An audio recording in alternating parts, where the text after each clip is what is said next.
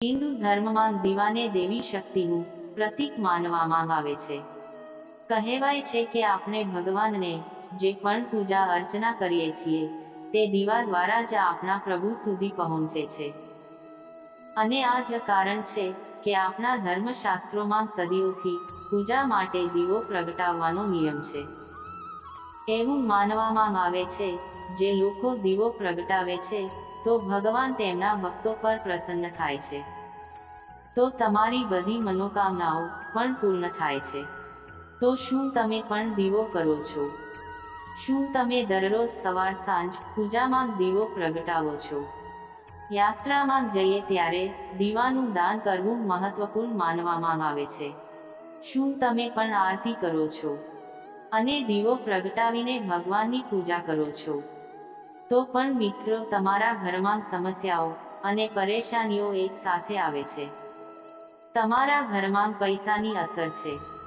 તમને લાગે છે કે તમારા ઘરમાં કોઈ એવી નકારાત્મક શક્તિ છે જે તમારી પ્રગતિમાં અવરોધો ઊભા કરી રહી છે અને તમે આગળ વધી શકતા નથી, અથવા જો તમારું શરૂ ધંધો અચાનક બંધ થઈ જાય તો અમારો આ વિડિયો અંત સુધી સાંભળજો. તમારી સમસ્યાઓનું સમાધાન આ વિડીયોમાં મળી જશે. તે પહેલા, હે લક્ષ્મી માતા, હું તમને હાથ જોડીને વિનંતી કરું છું કે જે લોકો આ વિડીયોને એક લાઈક કરશે અને ચેનલને સબસ્ક્રાઇબ કરશે, તેમના જીવનમાં કોઈ દિવસ દુઃખ કે પીડા ના આવે અને તેમનું સ્વાસ્થ્ય હંમેશા સ્વસ્થ અને તંદુરસ્ત રહે અને તેમનું ઘર હંમેશા ધન દોલતથી ભરેલું રહે. તો કોમેન્ટ બોક્સમાં પ્રેમથી જય લક્ષ્મી માતા જરૂરથી લખજો અને તમારા એક મિત્રને આ વિડીયો શેર કરજો. મિત્રો, શાસ્ત્રમાં કહેવાય છે કે જો તમે રોજ તમારા ઘરની પૂજામાં દીવો પ્રગટાવો છો અને દીવો પ્રગટાવતી વખતે માત્ર આ 3 શબ્દો બોલો તો પછી તમને જીવનમાં કોઈ પરેશાન નથી કરી શકતું. કોઈ પરિસ્થિતિ ગમે તેટલી મુશ્કેલ હોય, બધું તેની જાતે જ સમાપ્ત થવાનું શરૂ થઈ જશે. મિત્રો, જ્યારે પણ હિન્દુ ધર્મની વાત કરવામાં આવે છે ત્યારે દીવો પ્રગટાવવો એ આપણી પૂજા અને ઉપવાસ માટે સૌથી મહત્વપૂર્ણ કહેવાય છે. અને દીવો ભગવાન અને આપણી વચ્ચેની કડી છે જે આપણને ભગવાન સાથે જોડીને રાખે છે. આ સાથે તમે એ પણ જોયું જ હશે કે ઘરમાં તમારા દાદીમા અને માતા દરરોજ સાંજે તેમના ઘરના દરવાજે ચોક્કસ દીવો પ્રગટાવે છે, કારણ કે તે આપણી પ્રાચીન પરંપરા અને સંસ્કૃતિનો એક ભાગ છે. એવું માનવામાં આવે છે કે આપણા ઘરના દરવાજે દીવો પ્રગટવાથી દેવી લક્ષ્મી ઘરમાં પ્રવેશ કરે છે. અને આપણે શાસ્ત્રોમાં એવું કહેવામાં આવ્યું છે કે પ્રકાશની ગતિ આપણા સમગ્ર બ્રહ્માંડમાં ઉર્જાનો સૌથી મહત્વપૂર્ણ સ્ત્રોત છે. અને જો પ્રકાશને સૂર્ય ભગવાન સાથે જોડવામાં આવે તો દીવાની વાટમાંથી નીકળતા પ્રકાશને વેદોમાં અગ્નિ અને સૂર્યદેવનું તત્વ માનવામાં આવે છે.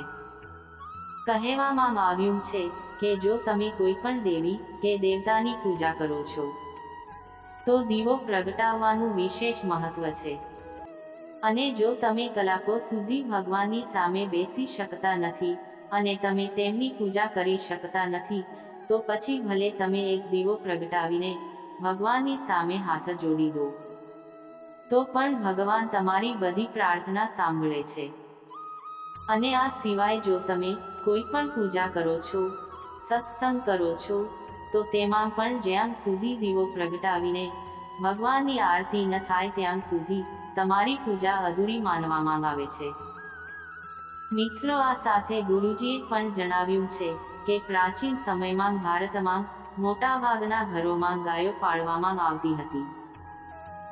તે સમયે દૂધ કે ઘીની જ્યારે કોઈ કમી ન હતી અને એવું માનવામાં આવે છે કે જ્યારે ગાયના શુદ્ધ ઘીનો દીવો પ્રગટાવવામાં આવે છે ત્યારે 1 તોલું ઘી સળગવાથી વાતાવરણમાં 4000 ટન જેટલો ઓક્સિજન ઉત્પન્ન થાય છે.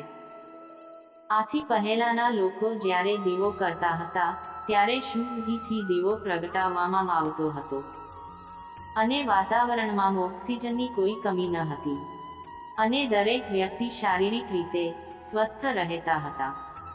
અને વિજ્ઞાને પણ સાબિત કર્યું છે કે જ્યારે શુદ્ધ ગાયના ઘીનો દીવો પ્રગટાવવામાં આવે છે ત્યારે તેમાં સતત ઓક્સિજનનો પ્રવાહ ચાલુ રહે છે. આ સાથે ગુરુજી એમ પણ કહે છે કે બધા લોકોએ દીવો પ્રગટાવવાની આ શાસ્ત્રીય પદ્ધતિ વિશે જાણવું જોઈએ.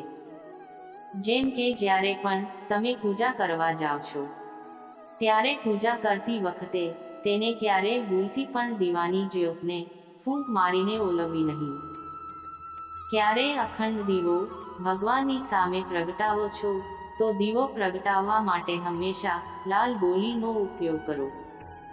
અને ઘીનો દીવો કરતી વખતે તમારે ગાયના ઘીનો ઉપયોગ કરવો જોઈએ. આ રીતે દીવો હંમેશા ભગવાનની સામે જ પ્રગટાવવો જોઈએ. અને જો તમે તેલનો દીવો પ્રગટાવતા હો તો તમારી ડાબી તરફથી પ્રગટાવો. અને તેમજ મોંથી ફૂંકીને ક્યારેય બુઝવો નહીં.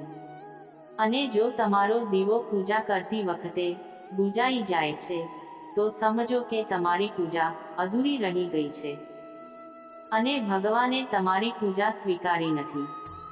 મિત્રો, વેદ અને શાસ્ત્રોમાં કહેવાય છે કે જે લોકો પોતાના ઘરમાં દીવો પ્રગટાવે છે તેમના ઘરમાં સકારાત્મક ઉર્જાનો પ્રભાવ રહે છે. તેનાથી વાસ્તુદોષ દૂર થાય છે. તમારા ઘરમાંથી નકારાત્મક શક્તિનો નાશ થાય છે. અને દરરોજ દીવા કરવાથી તમારા ઘરમાં ભગવાનનો વાસ તો થાય જ છે, સાથે સાથે તમારી મનોકામનાઓ પણ પૂરી થાય છે. આ સિવાય તમારી પાછળ જે વ્યક્તિ કે કોઈ શક્તિ તમને પ્રગતિ નથી થવા દેતી અથવા કોઈની ખરાબ નજર પરેશાન કરતી હોય તો તમારે હનુમાનજીની સામે સરસવના તેલનો દીવો પ્રગટાવવો જોઈએ. તમે દીવા માટે ચમેલીના તેલનો પણ ઉપયોગ કરી શકો છો. તેની સાથે જો તમે શનિદેવની કુદ્રષ્ટિથી મુક્ત થવા માંગતા હોય અને સૂર્યદેવને પ્રસન્ન કરવા માંગતા હો અને પૈસાના દેવોથી પણ મુક્તિ મેળવવા માંગતા હોય તો તમારે આ તેલનો ઉપયોગ કરવો જોઈએ. તેમજ પીપળાના તેલથી શનિદેવના આશીર્વાદ મેળવી શકીએ છીએ. અને ભગવાન સૂર્યદેવને પ્રસન્ન કરવા માટે સરસવના તેલનો દીવો અવશ્ય પ્રગટાવવો જોઈએ. આ સિવાય જો તમારી પાસે કોઈની આત્મા હોય તો આ ભયંકર સ્થિતિ છે. તેના કારણે તમારા ઘરમાં આ શાંતિ રહે છે અને તમારા જીવનમાં અનેક પ્રકારની પરેશાનીઓ આવી રહી છે. તેથી રાહુ કેતુની શાંતિ માટે તમારે પીપળના ઝાડના મૂળમાં અરડુસીના તેલનો દીવો કરવો જોઈએ. તેમજ દોસ્તો, આગળ વાત કરીએ તો પછી એક અખંડ દીવા માટે તમારે ગોળ વાટનો ઉપયોગ કરવો જોઈએ, કારણ કે તેને શાસ્ત્રોમાં શુભ માનવામાં આવે છે. જો તમે હનુમાનજીની પૂજા કરી રહ્યા છો અને તમારી સમસ્યાઓથી મુક્ત થવા માંગો છો અને તમારા ઘરમાંથી નકારાત્મક શક્તિને દૂર કરવા માંગો છો, અથવા જો તમારા પર દેવું બહુ વધી ગયું હોય તો હનુમાનજીના આશીર્વાદ માટે તમારે હનુમાન મંદિરમાં ચમેલીના તેલનો દીવો કરવો જોઈએ. આ સાથે જ ગુરુજીએ પણ કહે છે કે તમારે તમારા કુળદેવીની પૂજા કરવી જોઈએ. તમે ભગવાનને પ્રસન્ન કરવા માટે દીવો કરો છો, પરંતુ જ્યાં સુધી તમારો દિવસ પવિત્ર ન થાય ત્યાં સુધી તમને દીવો પ્રગટાવવાનો પૂરો લાભ મળતો નથી. આવી સ્થિતિમાં ગુરુજીએ એક એવા ચમત્કારિક શબ્દ વિશે જણાવ્યું છે જે તમારા જીવનમાં સુખ, શાંતિ અને સમૃદ્ધિ લાવવા માટે મદદ કરે છે. તો મિત્રો, દીવો પ્રગટાવતી વખતે તમારે એ બોલવાનું હોય છે અને તો જ તમે ભગવાનના સંપૂર્ણ આશીર્વાદ મેળવી શકો છો.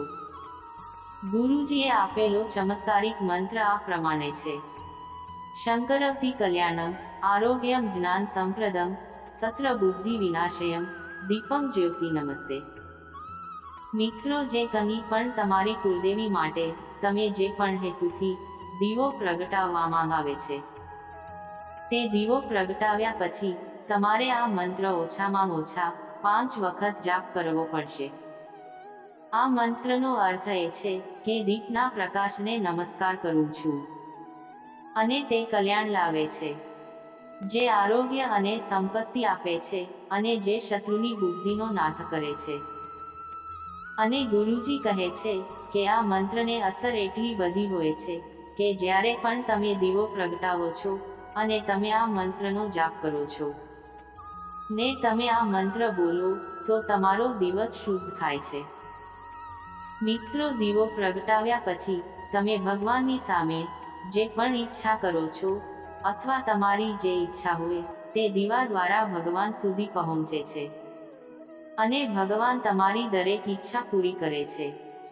તો મિત્રો, અમે આશા રાખીએ છીએ કે જો તમારા ઘરમાં પણ કોઈ સમસ્યા ચાલી રહી છે અથવા પૈસાના કારણે તમારા ઘરમાં ઝઘડો થઈ રહ્યો છે તો તમે પણ ગુરુજી દ્વારા સૂચવવામાં આવેલ ઉપાય ચોક્કસ કરશો. અને જો તમે આમ કરશો તો માતા લક્ષ્મીના આશીર્વાદ મળશે. મિત્રો, જો આ વિડીયો તમને પસંદ આવ્યો હોય તો વિડીયોને એક લાઈક કરજો, ચેનલને સબસ્ક્રાઇબ કરજો અને બાજુમાં આપેલ બેલ આઇકોન પ્રેસ કરી ઓલ પર સિલેક્ટ કરી લેજો, જેથી તમને વિડીયો નોટિફિકેશન સૌથી પહેલા મળતી રહે. અને કોમેન્ટ બોક્સમાં જય લક્ષ્મી માતા જરૂરથી લખજો. વિડીયોને છેલ્લે સુધી જોવા બદલ આભાર.